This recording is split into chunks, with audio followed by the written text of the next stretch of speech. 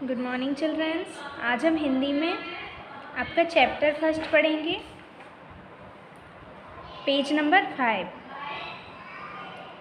आपका chapter first क्या है? वर्णमाला। वर्णमाला में हम पढ़ेंगे स्वर और व्यंजन। स्वर क्या होते हैं? स्वर वर्णों का उच्चारण बिना किसी अन्य वर्ण की सहायता के होता है। इनकी मात्राएं होती हैं, आओ इन्हें दोहराएं। स्वर्ण वर्णों का उच्चारण कैसा होता है? किसी अन्य वर्ण की सहायता से होता है।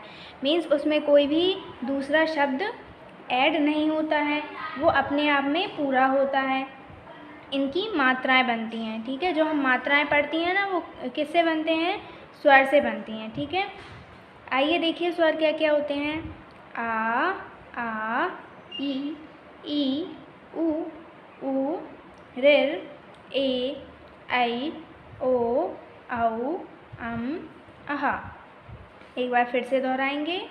आ, ई, उ, ऋ, ए, ऐ, ओ, औ, अह। ये क्या कहलाते हैं? ये स्वर कहलाते हैं। अब हम व्यंजन देखेंगे। व्यंजन वर्णों का उच्चारण स्वर वर्णों की सहायता से होता है। इन पर स्वरों की मात्राएं लगती हैं, आओ इन्हें भी दोहराएं। व्यंजन वर्ण जो होते हैं वो कैसे होते हैं? स्वरों से मिलकर बने होते हैं। उनका उच्चारण स्वरों की सहायता से होता है और इन पर स्वरों की ही मात्राएं लगती हैं। देखिए क्या क्या होते हैं।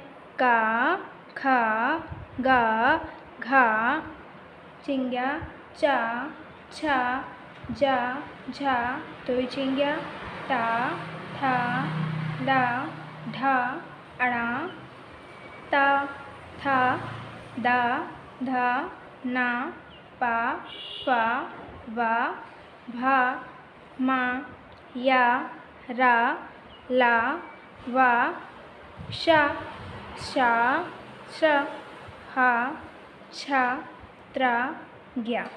ठीक है, ये क्या होते हैं? हमारे व्यंजन होते हैं, ठीक है।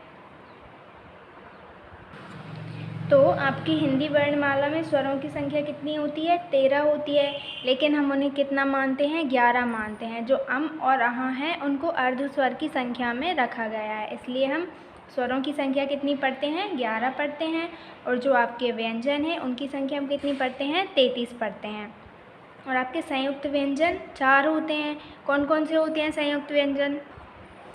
छा, त्रा, ज्ञा और श्रा।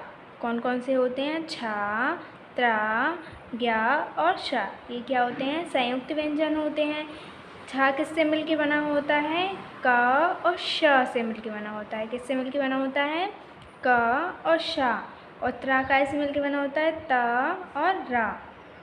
फिर ज्ञा, ज्ञा किससे मिलके बना होता है? जा और ज्ञा से मिलके बना होता है। श्रा, शा और रा से मिलके बना होता है। तो क्या होते हैं? वो संयुक्त व्यंजन होते हैं। ये हमने आपकी व्याकरण बुक में पढ़े हुए हैं, ठीक है। संयुक्त व्यंजन का निर्माण दो व्यंजनों के मेल से होता है। संयुक्त व्यंजन कैसे बनते हैं? दो जो शब्द होते हैं उनको मिला के संयुक्त व्यंजन बनते हैं। और जो स्वर होते हैं उनका उच्चारण हम बिना किसी वर्ण की सहायता से करते हैं, ठीक है। और व्यंजनों का उच्चारण स्वर्णों की सहायता के बिना नहीं किया जा सकता, क्योंकि हर व्यंजन में स्वर मिक्स होता है। जैसे हम बोलेंगे क, तो जब हम क बोलते हैं तो उसमें आ का उच्चारण भी होता है। किसका उच्चारण होता है? आ का उच्चारण। तो क और अ इससे मिलके क्या बनता है? का व्यंजन बनता है।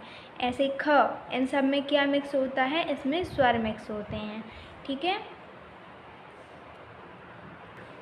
और ये जो आपके स्वर और व्यंजन वर्ण हैं, इनके पूरे समूह को हम क्या कहते हैं? वर्णमाला।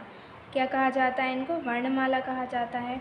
एक बार हम फिर से दोहराएंगे। वर्णों या अक्षरों का पूरा समूह क्या कहलाता है? वर्णमाला कहलाता है। वर्ण दो प्रकार के होते हैं, स्वर वर्ण और व्यंजन वर्ण। और छा, त्रा, ज्ञा, श्रा ये क्या है? संयुक्त व्यंजन है। और स्वरों का उच्चारण बिना किसी अन्य वर्ण की सहायता से हम कर सकते हैं, लेकिन व्यंजन का उच्चारण हम हमेशा स्वर के साथ ही करते हैं। हिंदी वर्णमाला में कितने प्रकार के वर्ण होते हैं? 2, ठीक है। और हिंदी वर्णमाला में कितने व्यंजन हैं? 33। और स्वर कितने हैं? 11। तो ये आपको याद रखना है। एक बार हम फिर से स्वर व्यंजन को रिपीट करेंगे।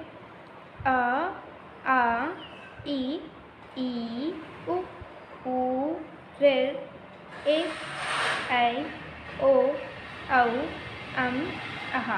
ये क्या हैं? आपके स्वर हैं, व्यंजन। क, ख, ग, घ, ङ, च, छ, ज, झ, दो छिंजा, ट, ठ, ड, ढ, ण, त, थ, द, ध, न, प, फ, व, भ, म, य, र, ल, व, श, श, ह, छ, त्र, ज्ञ। ये क्या है? आपके व्यंजन। ओके, तो ये आपको याद रखना है और अपनी कॉपी में राइट भी करना है। ओके बच्चों।